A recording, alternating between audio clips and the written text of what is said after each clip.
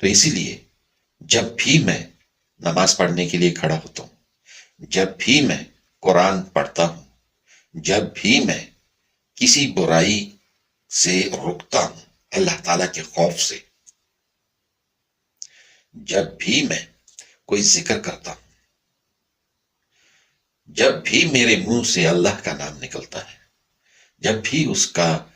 اس کی کوئی بات نکلتی ہے، تو اس وقت میں سمجھتا ہوں کہ اللہ تعالیٰ مجھے یاد فرما رہے ہیں۔ اور یہ ہے بھی صحیح۔ دیکھیں آج کل ہم نے نماز کا تو رٹا لگا لیا ہے نا، ہمیں کچھ پتہ نہیں چلتا ہے ہم کیا کر رہے ہیں کیا نہیں کر رہے ہیں، بس ایک عادت بن گئی ہے۔ مگر اگر ہم نماز کو سمجھیں تو رسول اللہ صلی اللہ علیہ وسلم فرماتے ہیں کہ نماز تم لوگوں کو برائیوں سے بچاتی ہے۔ اب وہ بچائے گی صورت